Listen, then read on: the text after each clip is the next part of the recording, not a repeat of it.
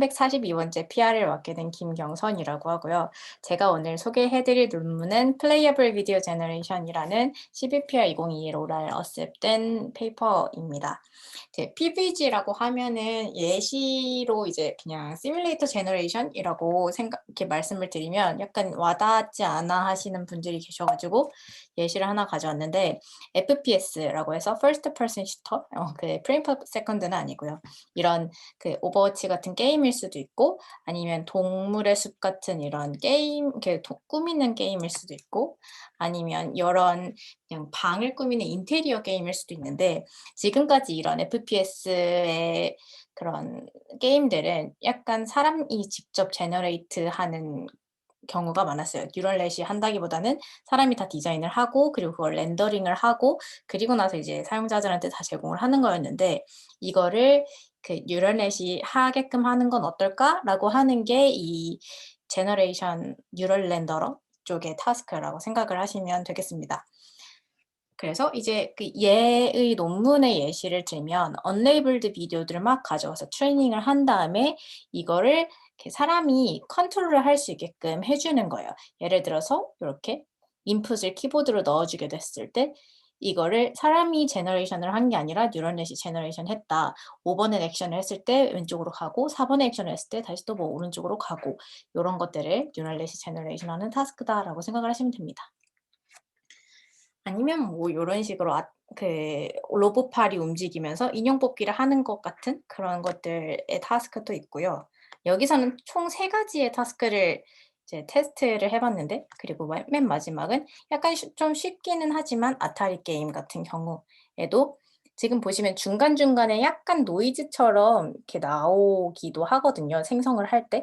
이게 그 사람이 제너레이션을 한 게 아니라 뉴럴넷이 그때그때 제너레이션을 하기 때문에 중간중간에 약간 좀 빠르게 되거나 아니면 약간 노이즈가 있거나 요런 부분들을 보실 수가 있습니다. 그래도 굉장히 잘 되는 걸 볼 수가 있죠.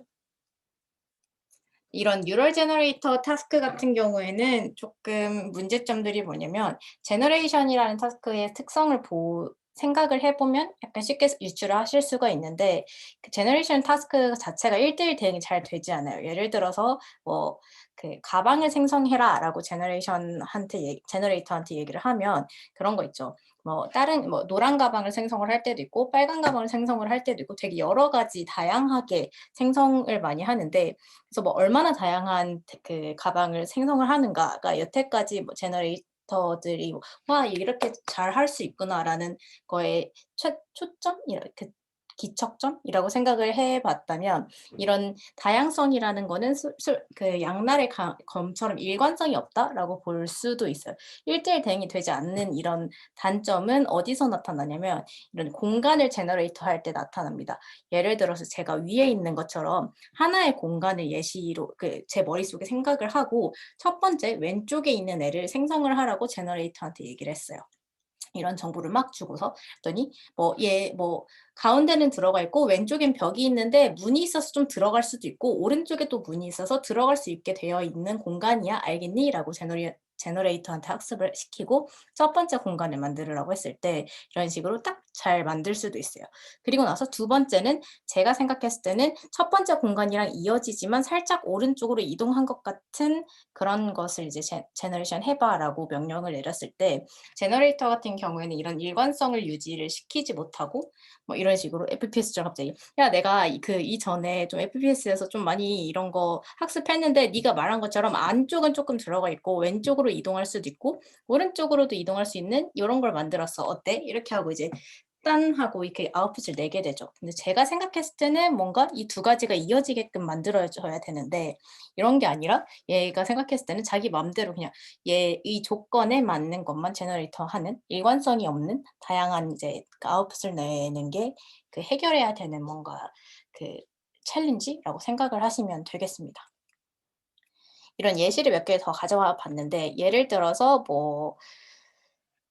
하나의 똑같은 관계를 가지고 있다고 해 볼게요. 릴레이션십은 똑같은데 오브젝트만 달랐는데 같은 레이아웃임에도 불구하고 첫 번째 같은 경우에는 "펄슨 옆에 펄슨 있게 해 줘."라고 했었어요. 그럼 이제 걔를 카로 바꿨을 때 차 옆에 차가 있는 거를 저희는 예상을 할 텐데 완전히 다른 무슨 뭔가 로코코 방식 같은 느낌의 페인팅이 나오게 되는 그런 한계점들이 또 있죠.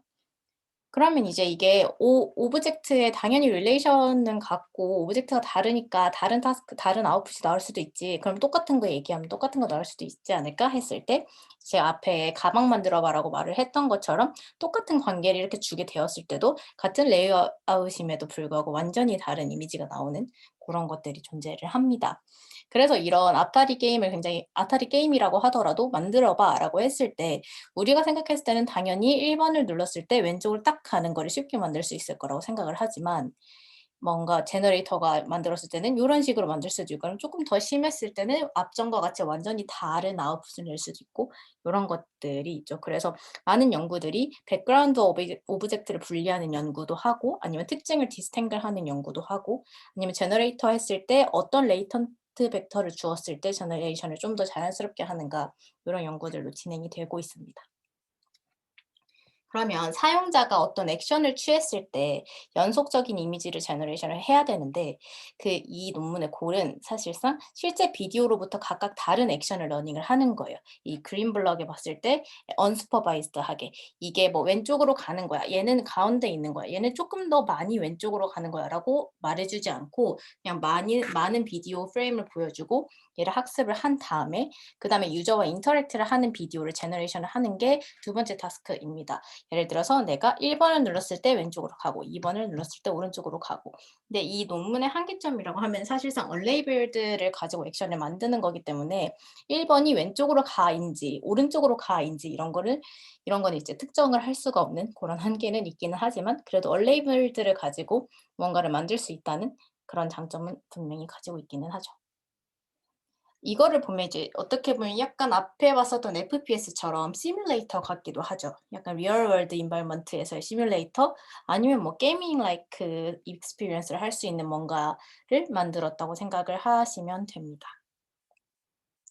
이거랑 관련해서 이제 퓨처 프레임 프리딕션 프로블럼 이런 문제들도 있고 예를 들어서 다음 프레임이 뭔지 현재 프레임이 있었을 때 다음 프레임이 뭔지 프리딕션하는 워크들도 굉장히 많고 그리고 컨디션이 주어졌을 때 그 액션 레이블을 약간 예측하는 그런 것들도 굉장히 많은데 얘네 같은 경우에는 대체로 이렇게 주어지죠. 막 여러 가지들이 약간 스텝 바이 스텝으로 레이블이 주어지고 얘네들 간의 코레스폰딩을 예측을 한 다음에 그다음 게 뭔지 이런 걸 예측을 하는데 이 리미테이션 같은 경우에는 그 실제 환경을 쪼끔 적용하기에는 어려운 예를 들어서 막 1, 2, 3, 4 이렇게 로봇처럼 딱딱딱딱 할 수가 없고 사실상 실제 환경에서 쪼끔 더 물 흐르듯이 자연스럽게 가야 되는 게 있는데 고런 거 없이 그냥 1 도면 1 도, 2 도면 2 도 이런 식으로 카메라의 포즈가 바뀐다든지 아니면 사람의 액션이 바뀐다든지 이런 것들이 마치 꼭 게임 환경에서만 할 수 있는 것처럼 아니면 로보틱한 데이터를 만들 수 있는 그런 한계점이 있어서 리얼 월드 environment에서는 사실상 쪼끔 적용하기는 어려운 고런 문제점들이 있었죠. 근데 이제 이 친구들이 재밌는 게 알고리즘을 이제 말하기 전에 요걸 assume을 해요. 사실상 이거 posterior distribution 때문에 이러는 것 같긴 한데 비디오 시퀀스가 싱글 에이전트만 있어요. 하나에는 하나의 에이전트만 있고 그리고 하나의 액션만 있고 그 액션들끼리는 뭔가 레이블이 딱딱딱딱 분명하게 나뉘어져 있어라고 assume을 합니다. 그게 진짜 웃기죠. 근데 사실상 얘네들이 문제점이라고 얘기를 했던 게 실제 환경에서 뭐 리얼 월드에서는 비디오 게임도 아니고 막 로보틱도 아니기 때문에 "요렇게 해야 돼."라고 제시를 했지만 막상 본인들이 assume하는 거는 약간 제한은 있는 그런 재밌는 점이 있고요. 이걸 assume을 하고 생각을 해 주시면 됩니다. 이거를 위해서 이제 제안을 하는 걸 CAD라고 이 친구들이 아키텍처 이름을 붙였는데요. Clustering for Action Decomposition and Discovery. 그러니까 decomposition이 약간 주인 알고리즘이라고 생각을 하시면 됩니다. 골프를 좋아해서 뭐 그런진 모르겠지만 약간 억지스러운 그런 CAD라는 이름을 붙여주기는 했어요. decomposition을 뭘 했냐면 여기서 약간 훔쳐보기처럼 치팅처럼 먼저 결과를 알려드리면 액션이라는 거를 discrete label이랑 그다음에 continuous component 이렇게 두 가지로 나누게 됩니다. 그럼 여기 밑에 AT랑 VT라고 써 있는데 요 부분이 핵심이라고 생각을 하시면 돼요. discrete label은 약간 하이 레벨한 거고 continuous는 하이 레벨한 거 말고 나머지 설명할 수 없는 것들이라고 생각을 하시면 되는데요. 조금 더 자세하게 볼게요. 첫 번째로 이게 크게 네 가지 파트로 주어져 있지만 크게는 세 가지라고 보시면 되는데 인코더 파트, 그다음에 템포럴 모델 파트, 노란색 부분, 그리고 파란색 부분이 디코더 파트, 그리고 마지막에 이제 초록색 부분인 액션 네트워크 트레이닝 파트가 있는데요. 맨 마지막에 액션 네트워크 트레이닝 파트 같은 경우에는 디코더가 만들었던 아웃풋을 가지고 조금 잘 됐는지 안 되었는지 좀 베리에이션 하는 부분이라서 이 부분은 그렇게 중요하지는 않고 앞에 인코더 부분이랑 템포럴 모델 부분이랑 디코더 부분이 중요하다고 생각을 하시면 되겠습니다. 맨 처음에 인코더 부분 같은 경우에는 각 프레임마다 익스트랙트를 해요. 리프레젠테이션을. 그래서 피처를 뽑아서 FT와 FT 플러스 1으로 뽑죠. XT 같은 경우에는 첫 번째 프레임이라고 생각을 하시면 되고 쉽게 설명을 해서 XT 플러스 1은 두 번째 프레임이라고 생각을 하시면 돼요. 그럼 이제 첫 번째 프레임에서 나온 피처 하나, 두 번째에서 나온 피처 2라고 피처 2를 뽑을 수가 있겠죠. 인코더에서는. 두 번째 부분은 템포럴 모델 부분입니다. 템포럴 모델 부분 같은 경우에는 지금 현재 프레임, 들어왔던 프레임이 XT라고 하면 XT와 코레스폰딩 된 액션을 이제 예측을 해가지고 스테이트 ST 플러스 1을 이제 예측을 또 하는 거예요. 이 부분이 사실상 그 스테이트 ST 플러스 1 같은 경우에는 넥스트 타임 스텝에 있을 environment를 조금 디스크라이브를 해주는 거고, 그리고 앞전에 있는 FT 같은 경우에는 FT에서부터 이제 R을 통해서 이게 A를 통해서 액션 네트워크를 통해서 나오는 것들은 얘네가 어떤 액션인지를 예측을 하는 거라고 생각을 하시면 되겠습니다. 액션 레이블 프리딕팅을 하는 부분이 액션 네트워크 부분인데 얘 같은 경우에는 현재 프레임인 XT로부터 인코더를 통해서 나온 피처 T, 그 다음에 그 다음 프레임인 XT 플러스 1을 통해서 나온 피처 T 플러스 1. 여기까지 보시면 이제 다음 거를 보니까 약간 이런 베이지안을 쓸 수도 있겠다라는 예측이 살짝 되시네요.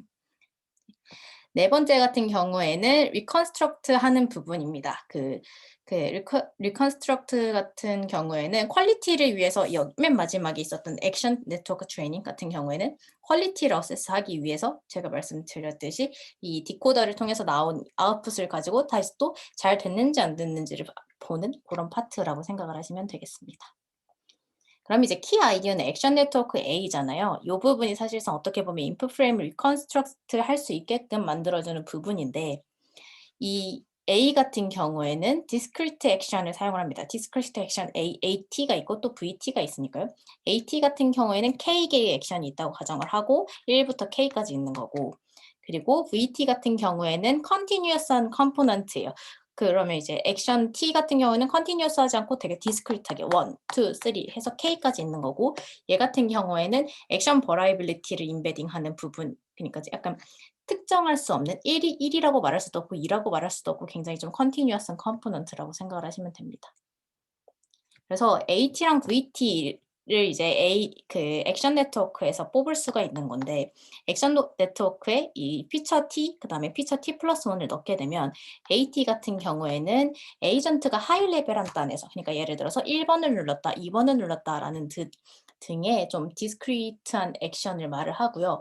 VT 같은 경우에는 사실상 그 실제 환경에서 이렇게 말할 수 없는 그런 왼쪽으로 갔지만 약간 많이 간, 왼쪽으로 갔지만 약간 휘청거리면서 간 요런 것들 있죠. 요런 것들은 좀 버라이어빌리티라고 볼 수 있는데, 그런 버라이어빌리티를 각각의 액션에 대한 버라이어빌리티를 디스크라이브하고, 그리고 나서 이제 그 인바이어먼트에서 조금 디터미니즘 하지 않은 그런 것들을 좀, 그러니까 뭔가 AT로 규정할 수 없는 것들을 VT에 넣는다고 생각을 하시면 될 것 같아요.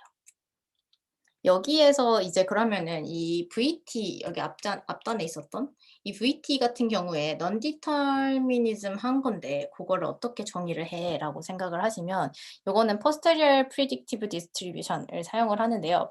되게 많이 보셨죠? 이게 그 베이지안에서 많이 나오는 것 중에 하나인데, 그 XT 플러스 1, 그러니까 다음 프레임이 주어졌을 때 이제 보고 이제 XT가 뭔지를 좀 판단할 수 있는 그런 거라고 생각을 하시면 됩니다.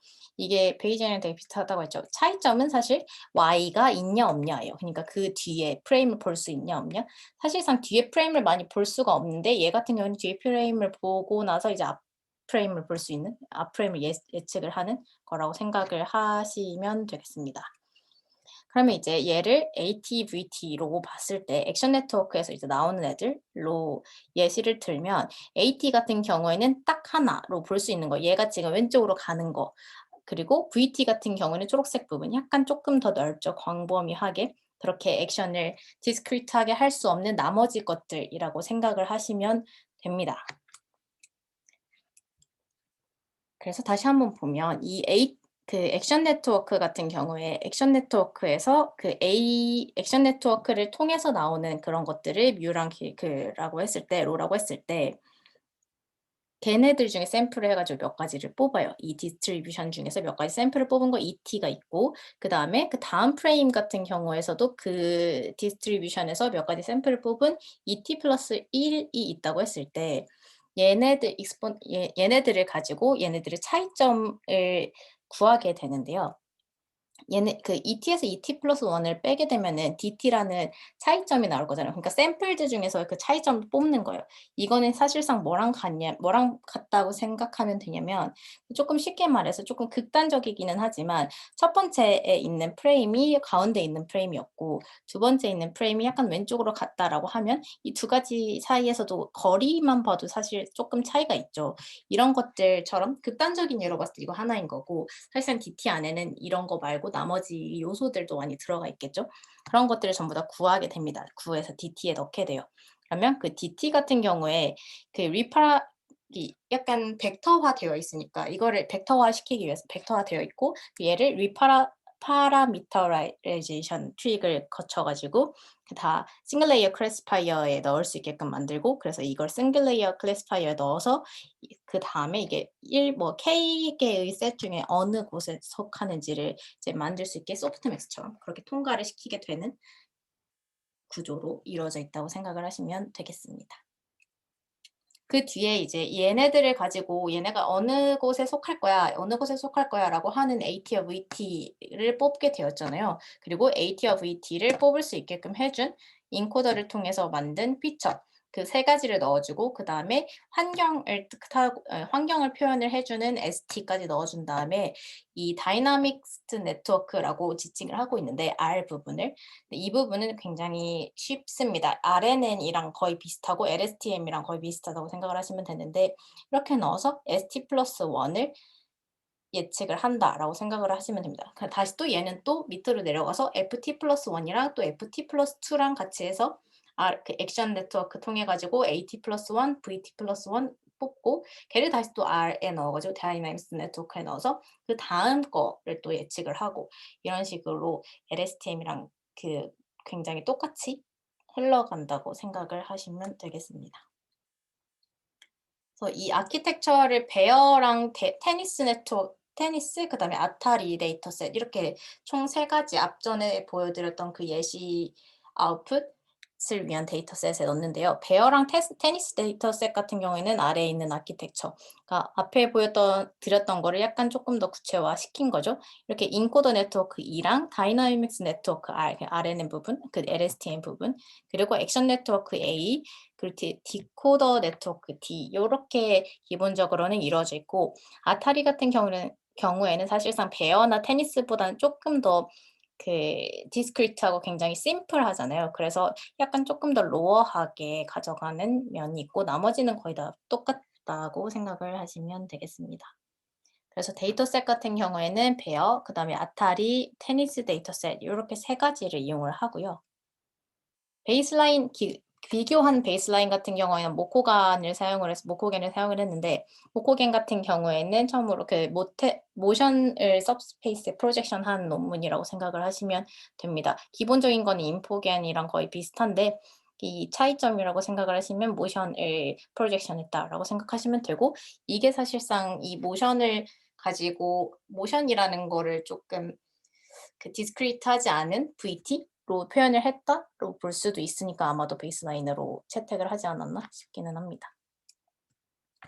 그래서 액션 스페이스를 를 어떻게 배웠는지를 보면은 굉장히 재밌게 보이는데 이니셜부터 시작해 가지고 학습이 다 된 뒤에를 이제 이밸류에이션을 하는 걸 보면 오른쪽에 있는 거는 이렇게 여기가 1 번이고 1 번, 2 번, 3 번이 약간 헷갈리실 수 있어요. 십자가 있으면 그 십자의 가운데 부분을 중심으로 보시면 되는데 그 가운데 있는 부분은 가운데 있고 왼쪽에 가 있는 부분은 왼쪽에 굉장히 파란색이 짙게 되어 있고 오른쪽으로 가 있는 부분은 오른쪽으로 되어 있고 이런 식으로 각자 잘 분류가 되어 있는 걸 보실 수가 있고 그걸 합쳐보면 굉장히 그 약간 PC하거나 그런 것처럼 잘 되어 있는 걸 보실 수가 있죠. 액션 다이렉션을 런한 거를 비주얼라이제이션을 해봤을 때 아타리 같은 경우에도 왼쪽, 오른쪽, 가운데 테니스 같은 경우에도 이런 식으로 되어 있고 베어 같은 경우에도 비슷하게 이렇게 되어 있는 그렇게 공간을 잘 나누어져 있는 그런 거를 보실 수가 있습니다.